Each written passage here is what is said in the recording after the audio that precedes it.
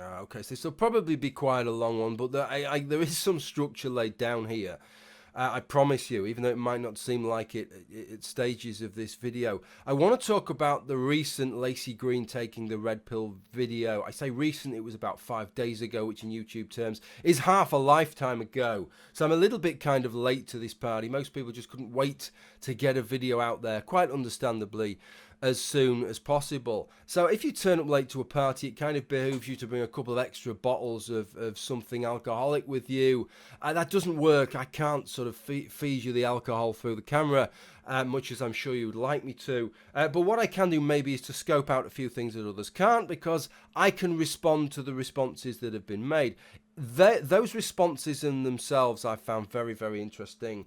Both the responses from the anti-SJW camp, and more interesting still is some of the negativity that she's got from her own camp. So I'm going to move on to those things and to talk about the issues of debate and the merits of debate. I want to talk about that later on in the video. First, I need to just discuss Laci Green's video, what she said in a video, what she didn't say in a video, and just add a little bit of my own to that. So her video was called Taking the Red Pill. It was released 5 days ago now. What Laci Green didn't do, of course, was to take any kind of red pill. She teased us, didn't she? She played with the camera. She played with her audience a little bit there with that red pill. Why not? It's all good showmanship or showwomanship or I don't know, showwomanship, I suppose it would be. I don't know. I can't get that one right. Okay, so I stopped the video there, went away and had a little bit of a think, and I'm going to go with show personship. I'm going to go with a gender neutral term because that's the way we're heading now. We have a gender neutral term for everything, or at least everything other than gender equality, which apparently is called feminism. You work that one out. But so show little bit of show personship on behalf of Laci there. I don't begrudge her that, but she hasn't altered her positions, right? Her socio-political positions, they still remain the same, and I'm kind of pleased about that. I think that's actually a good thing, because it's good to be able to engage. I'm not interested in people with the same views as me who aren't willing to engage. I'm more interested in people that have got different views to me who are willing to engage. So if she was going to change on something, this is the thing that I'm really pleased she changed about, because the thing she has changed is her position engaging with other people. And I don't think this is a thing that has happened overnight with Laci. I think it's something that's happened over a period of time, as evidenced by the fact that she's interacted with the likes of Blair White, Jeff Holiday, Chris Reagan. That's a fucking good name, that, isn't it? I really ought to call my name something like Noel Hand Grenade or something like that. That would be far fucking cooler. But it seems that it's come to a head with, and I need to talk about this, really. I can't not talk about this. There's not been enough talk about this. This business, and big on Laci, really. Well done, Laci, for talking about this, because precious few people on YouTube have, and I suppose I'm talking circles within circles here, a bit of background to the background, but one of the things that you will find on YouTube is this idea that people that criticize feminism on YouTube are making superficial arguments, because what they're criticizing is pop feminism. They're not criticizing feminist theory. They're not criticizing feminist academics working in gender studies departments. They're not criticizing feminist philosophers. And what had happened here really blows those whole fields wide open. It ridicules the field. The field of feminist philosophy has just left itself open to mockery. Because what it has done is, in a feminist philosophy journal, Hypatia, they published this piece by the feminist philosopher, young feminist philosopher Rebecca Tuvel. Okay, and I'll link you some pieces that you really ought to read on this, because this is staggering stuff, this.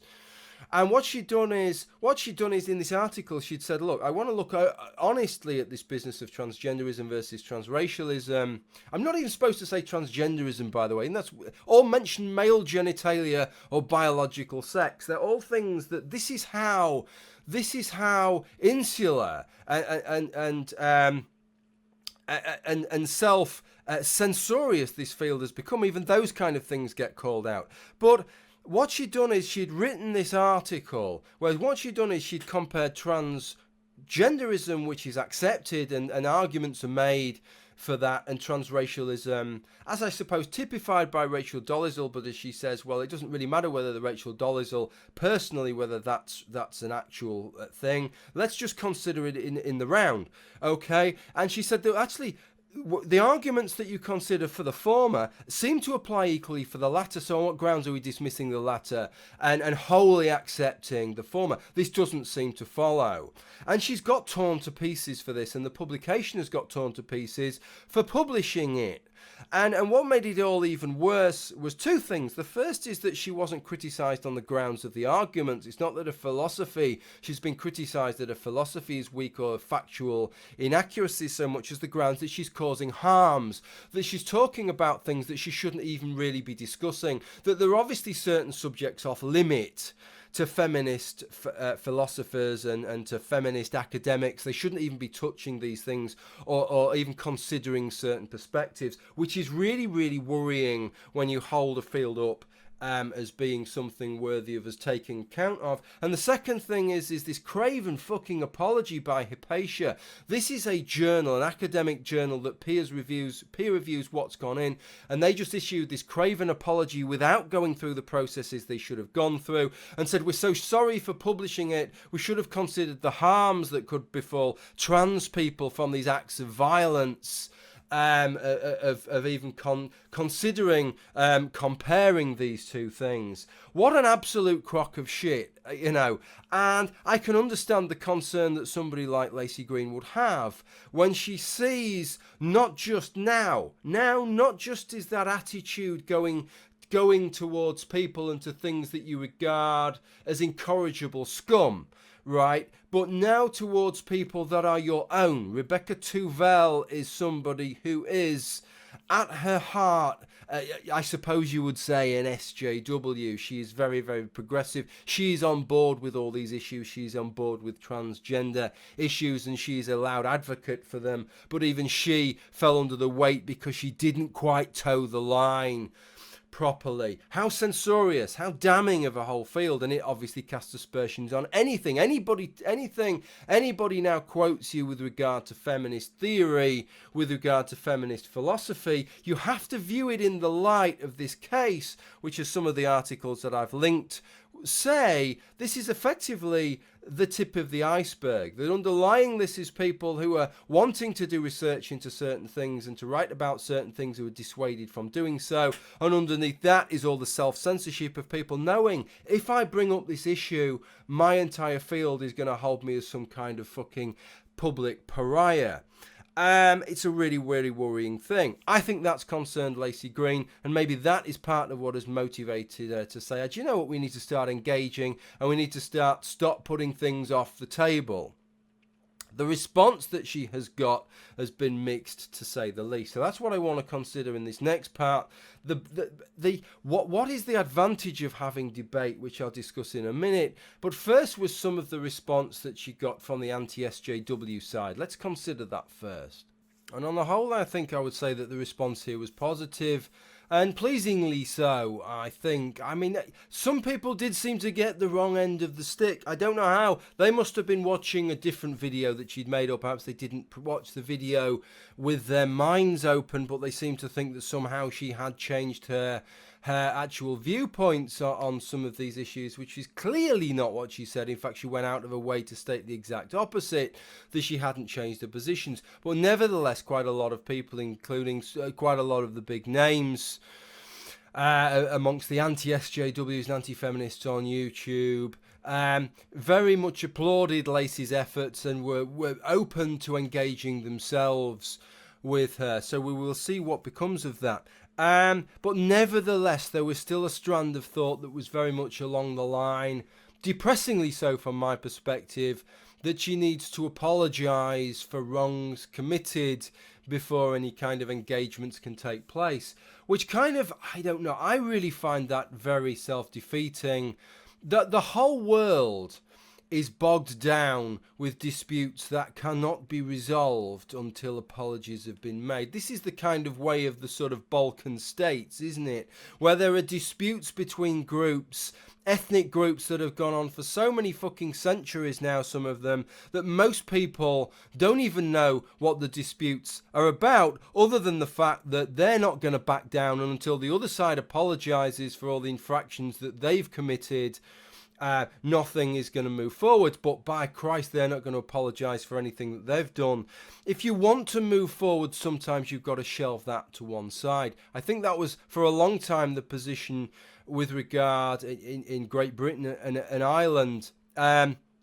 With regards to the business of Northern Ireland, fortunately, some people were big enough to look beyond that and to start talking with one another, to start engaging without apologies having been made. So what I would say to people, those that are demanding these apologies because somebody's sided with a doxer or somebody's fan has done this, or Laci may have suggested that some of us are racists and bigots or what have you, what I would say to you is that as far as I'm aware, Laci hasn't planted a single bomb under anybody's car thus far. She hasn't tried to blow up a hotel. She hasn't gunned anybody down in the street. And she hasn't issued any punishment beatings, to the best of my knowledge. So perhaps the things that she has done are sufficiently small in scope, really, that we can look beyond them. If really what we're interested in more is the issues and less about how personally affronted we are, then we should decide to engage. If we want to make it more about ourselves, then that's a different matter. Maybe we can stand firm and demand apologies for this, that and the other. But I don't think that that's a productive way of carrying on. And I think the history of the world tells us that that's not a very productive way of carrying on. Okay, so that's pretty much all that I wanted to say with the anti-SJW side, my side if you like, if we have to go down the sides thing. But from what would be normally regarded as our own camp, I found that particularly interesting. Now, I really ought to start, I've got to start off with Steve Shives, haven't I? I can't ignore Steve Shives. Nobody can ignore Steve Shives, even though Steve Shives ignores everybody. So Steve Shives gave this rather remarkable tweet. And here is his tweet. In fact, it's his first two tweets. I don't want to overdo this because everybody's chimed in on this. And there's a limit to what I can say that hasn't already been said, really. But in response to Laci's original tweet, he put, "I don't want to make friends with anti-feminists." It's fine. Far more productive to befriend someone at YouTube who could delete all their channels. Nice. Classy, Steve.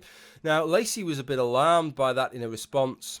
And Steve responded, "I'm not advocating political censorship." I would dread to know what political censorship looks like to Steve Shives.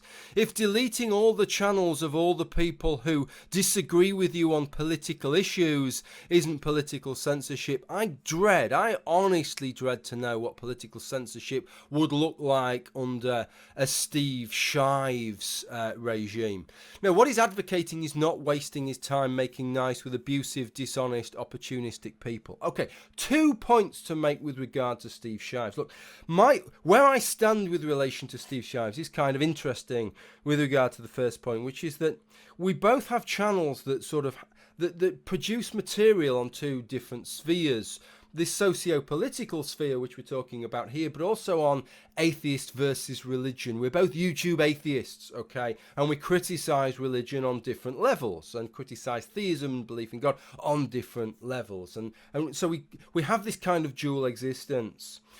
And it is true that there are a lot of people out there on the religious right, particularly in in the United States, where that would happily censor Steve in exactly the same way with regard to his atheist material. And the interesting thing is that they would do it from exactly the same position of moral self-righteousness. It's not that they're being censorious. It's not that they don't mind people disagree with them. But the kind of material that Steve puts out in his atheist videos, according to them, is so evil and sinful and abhorrent and objectionable. How could anybody allow that kind of material on YouTube? group. No, they're being perfectly reasonable in claiming that Steve Shives' material should be banned. His channel should be deleted on the grounds of that. And yet Steve is quite happy to keep making that material, and yet at the same point apply the same logic to other people on these socio-political grounds, where again we both make videos, although in this instance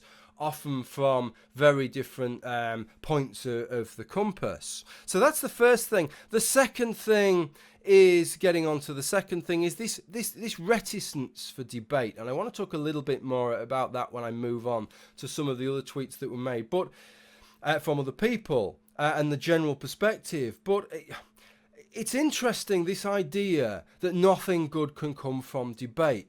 And I want to throw that into sharp relief by pointing you towards the Quilliam in the United Kingdom, which was, it regards itself as the world's first anti-extremism or counter-extremism think tank. And what Quilliam consists of is a group of people who are largely Muslim, but are tackling Islamic extremism and also tackling Western attitudes to Islam that bundles all Islam in to the same group. So effectively they're fighting on two fronts. They're acting on behalf of Islam, but also tackling extremism within Islam. And if you look at people like Maajid Nawaz, who runs Quilliam, he's the main man within that. He has never shied away from debating extremists, both Muslim extremists and even inviting, on the other end of the spectrum, Geert Wilders, of course, the very hostile anti-Muslim Dutch politician. To see the history of this particular You've seen man. the film. I've seen the film. Is it offensive?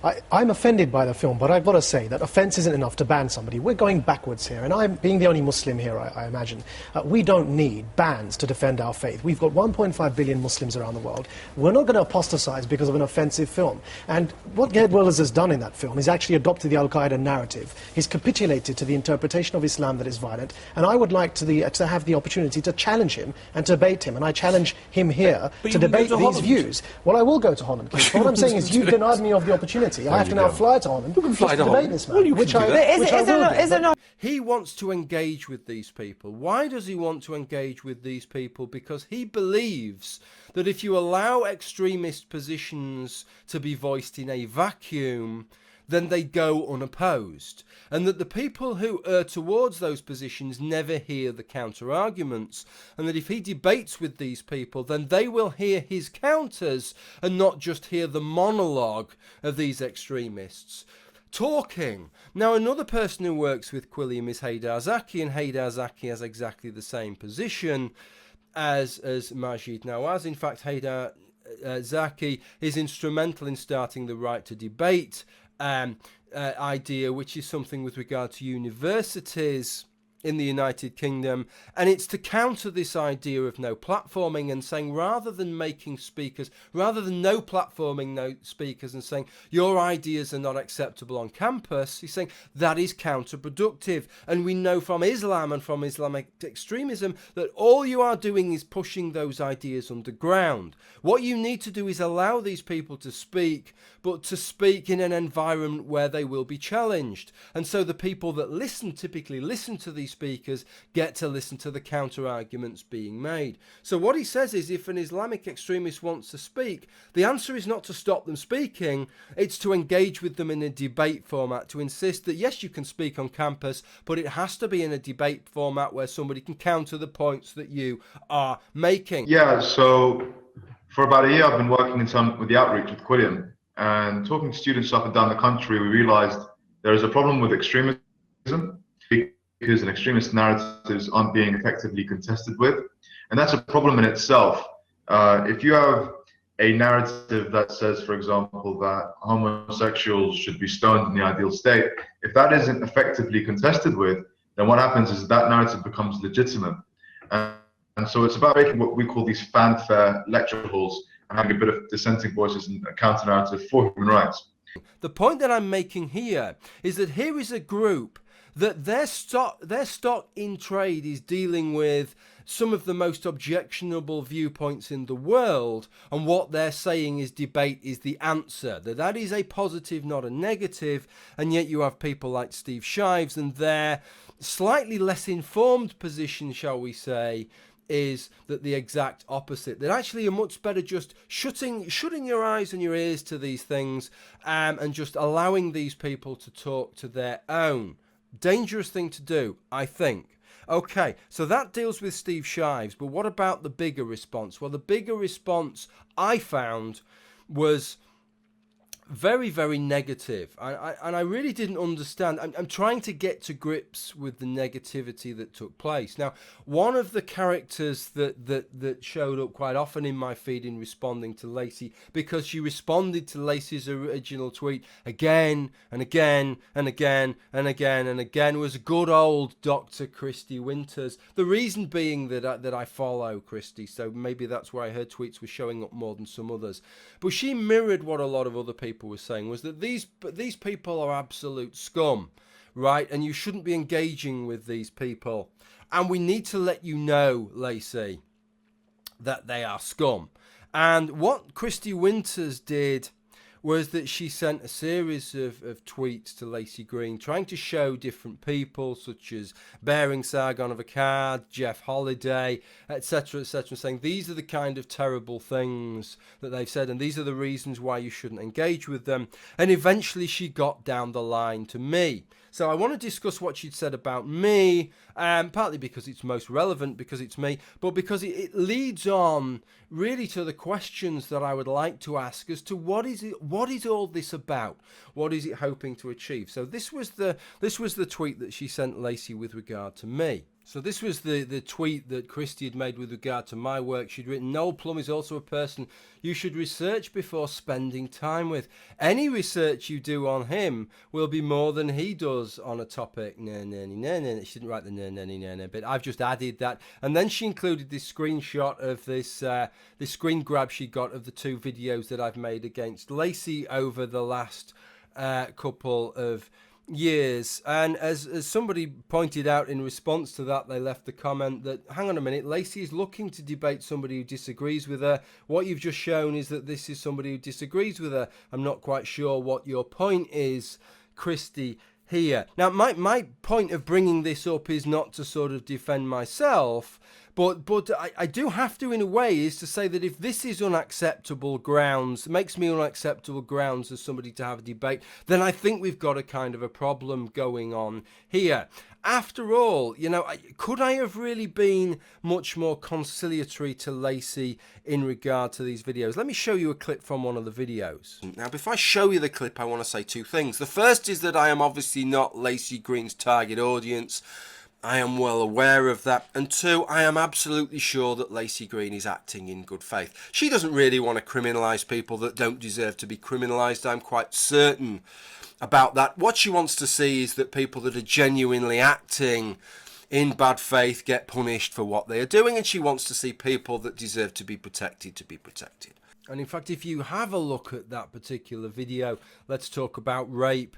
You'll see, despite the little snide comment that Kristi made, it's actually a very, very well structured and thought out video, I think, that considers the issues that Laci had brought up from a number of perspectives, critiques what Laci had to say, gives and evidences an alternative and to why that would work, and then discusses the philosophical ramifications of it all. If that is something that is not acceptable, then I really don't know what is. I don't know how much more delicately one could tread on a subject and still regard it as unacceptable here. So the reason that I bring this up, right, is to consider this. It's not to defend myself, it's to consider that clearly the likes of Kristi Winters and Cat Black and all these different people that are criticising Laci Green, they must be fearing something. It must be driven by some kind of fear that if people like Laci Green engage with us, that there is something really terrible to be worried about.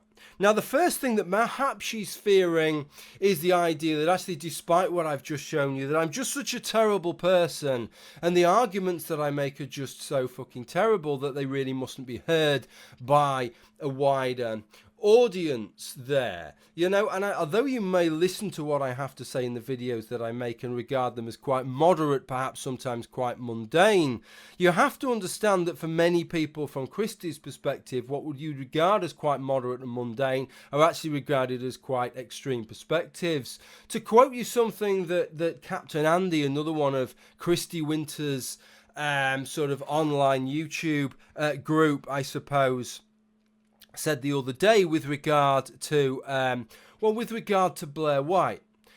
He said that he regards Blair White as on the far right, and he listed the things that are indicative of that, and included in that list was the fact that she's pro-capitalism and doesn't believe in making reparations for slavery. So if things that are as mundane as that, hell, the entire fucking Western world is run on capitalist lines. That is the accepted thing. That is what has given us the marvellous societies that we have today. And of those structures that we have today, such as the well-developed welfare states and healthcare systems that we have in Western Europe, they are kept flush with cash as much as they are on the back of capitalism. And yet to support that kind of economy that we have is regarded as far right as far as he's concerned. To think that we're not going to give money to the descendants of the descendants of the descendants of slaves is a far right position as far as he is concerned. So perhaps there could be something within that. Or the other concern that perhaps the likes of Kristi Winters et al. Have is that perhaps this is the old centuries-old truism that if you want to marginalize people, if you want to other people, if you want to demonize a group of people and make them seem a lot worse than they are, the first thing you have to do is to keep them isolated, both from your group and also from yourself. It's a lot easier to be racist if you only live with people of your own race. If you mix, if you work, if you socialize in a group that has people from other ethnicities, and you end up sharing a joke and find that you share interests with those people and that they're just human beings with opinions and beliefs and attitudes and fears and hopes just like yourself, it's much harder to demonize them. And perhaps that's what it is that Kristi fears, that if people like myself were to talk to Laci Green, it would immediately become obvious that we're not the abomination of desolation that she paints us to be, and that we actually have reasoned opinions and beliefs, honestly held, even if they do differ from her own. So ultimately I want to put it to you that this response from the likes of Kristi and all the others on her side is driven largely out of fear. And despite all the arm waving and misdirection of it's about this, it's about that, it's driven out of fear. It's not a fear shared by the likes of Quilliam and Right to Debate and people like that who deal with people that none of us would dispute are extremists. They don't have that fear because they have a confidence in what they say, and that if they get to say their bit, that it can only be of benefit. And yet there seems to be this fear from the likes of Kristi. So what is the fear? I can only really shorten it down to two things. The first is that they are actually less certain of the rationale and of the persuasiveness of their actual arguments. And they feel that if their arguments are held up in that kind of a way, that they won't be quite as successful and they won't be quite as persuasive as they are when they are heard in isolation. And the second is that they must hold their audience, or at least Laci Green's audience, in such utter contempt that they think that if they hear what the other side has to say, without them being able to stand there as intermediaries, policing and filtering what information gets through, that they'll just believe whatever they hear. They will believe arguments, however bad those other arguments are. I can tell you that I don't have that fear. I do generally hold people in contempt, and I do generally believe that people are capable of believing the most silly shit that you've ever heard, but I don't believe that that is made more likely from opening debates up and allowing both sides to contend versus one another than it is from insisting that both sides talk in isolation and hold separate monologues. After all these people, the likes of Shives and Cat Black and Kristi Winters, all of these people claim to be political animals. And anybody who's a proper politician will tell you that the people that you need to appeal to, that you need to get your message to, are not the people that you already... They're not the people who are already going to vote for you, right? There's no point just preaching to the choir all the time. You need to get your message across to the other side. And yet the modus operandi, the normal way of operating on YouTube with regard to debates, are these scenarios where effectively it's just people making videos in opposition to one another. And if you do what I do and go and look at where these discussions take place, where the subscriber count is greatly asymmetric between the two sides, it evidences the fact that people are not watching both sides, because the viewership figures for both sides of the debate are so grotesquely different. People are effectively just watching the side of the person they agree with and not listening to what the other person has to say. This is the perfect chance to get past that.